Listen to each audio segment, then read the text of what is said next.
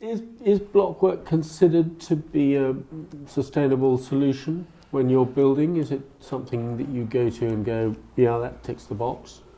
No disrespect, I don't. Once it wasn't. Yes. Once it wasn't, because we were talking timber frame, the speed of which a house could be built using that as an example.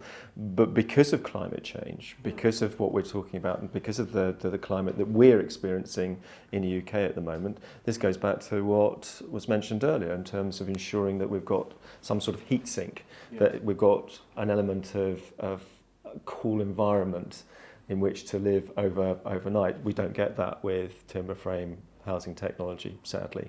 I think it's more present in housing possibly than high-rise accommodation, because you need that rigidity, you need that strength there, which you don't get. The weight becomes an issue, obviously, when you're going high-rise. And of course, there's always you've got the fire. There's always the stuff in the basement and whatever. But the great thing about blockwork is everybody knows how to use it. Everybody understands it. It's great sound. It's great for fire. It's difficult to damage, plasterboard wall, vapor barriers, that all creates all sorts of problems that can be overcome with blockwork. Passive house, you insulate the outside of the building, and it's a great background to put your insulation on externally. So it does have definite advantages. It's just dealing with the details, that's a whole other issue.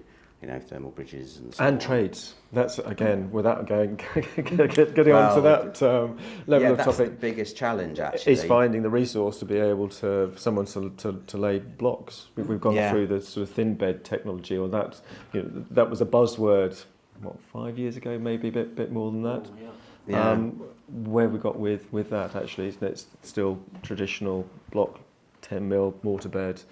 I think your biggest challenge really is to get into the MMC market and start, manufacturing off-site, and being able to deliver finished, completed pieces of concrete, blockwork or whatever, rather than, building it on site, because that's a big push in the industry now, is for off-site manufacture, and volumetric house builders are building factories to build houses, but then they've got to, kind of transport these great big sort of containers of air back to almost site. Make a problem into a different place. I mean, we used with the AFM products, we used to do panels. So you'd also have block work with a panel in front of it scenario. So it's kind of a smaller scale of what you're asking for, but it is the transport. At what size do you want these panels to be, and it's that discussion. And where do you get innovation and in design more than product? Where do you get the innovation? Everyone's very good at producing a widget. So we produce a block, and we can produce 180,000 of them a day. But you try and ask for different size widget, and I want it this size, that size tomorrow, then it will go down to 50,000 blocks a day. If that makes sense. So from a design point of view, off-site build is great.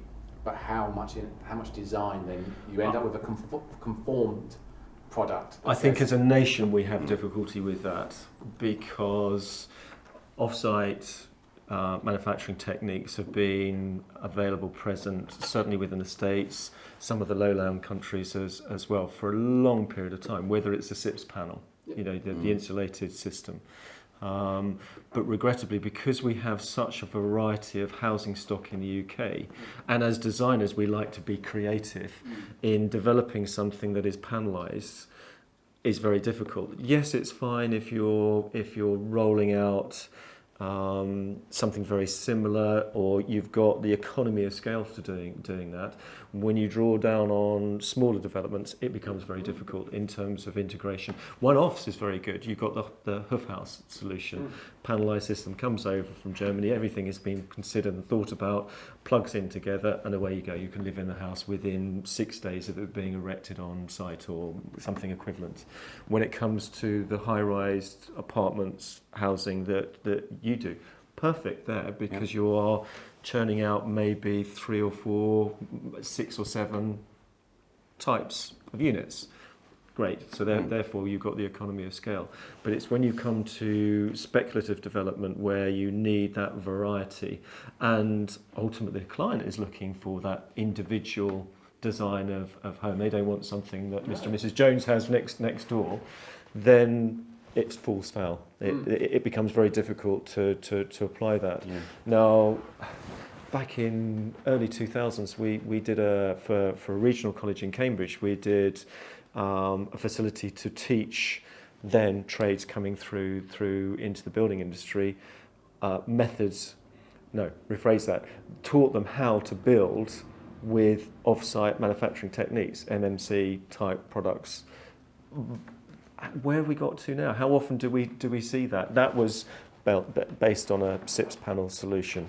A pair of semis were built under a tent, and then they were dropped again, ready for the next year's influx of students. How many of those students that have gone through there actually have applied those skills, understanding how a SIPS panel is put together, getting it airtight, all the other elements that need to be considered? I'm sure they're back into traditional ways of building it, whether it be timber frame, whether it be blockwork, brickwork, those sort of things. There has been of late the metal frame solution that's coming forward. There is a house builder I'm aware of, regional house builder, that is actually manufacturing a plant to produce these panelised systems to be able to get it on site. But I haven't seen, they're churning out mass volumes, therefore there is a benefit to them. But I haven't seen anything else more recently. Haven't seen anything in terms of the sort of concrete solution so much. There are in the UK. I'm talking about. Sorry. Yeah, volumetric, manufacturing plants being built by a number of house builders, and there are others who are moving to that. And I think it's labour shortages that's leading to that. There is one volumetric builder I know of who builds concrete boxes, and they're very successful. But they're useful for student housing because it's a smaller scale, and you can actually transport that easily. What's been happening, and what we've been working with for years is pods for building bathrooms, utility cupboards, and then balconies, things that you can hang on the outside, that sort of scale. But they challenge, they really struggle as well, and the numbers that go bust, over the years is quite remarkable, because it's all about, you need to get the product, you need to know it's coming to the factory. It's all about supply. And having it there and being able to build it and having that money to buy the things before you're delivering the finished product, which is what your client is paying for at the end of the day. There's that big gap in the middle. So it is happening, and it will increase. But I still think that bricks and blocks, simple things that people understand, so long as they are not contributing to global warming, or that that is reducing significantly, will still be there, because at the end of the day, we're building thousands of flats in London and Manchester and sort of these urban places. We still need the local small scale builders, and they can't build out of those. There's flexibility aspect as well that needs to be mentioned, because that's the problem with panelised, mass-manufactured solutions.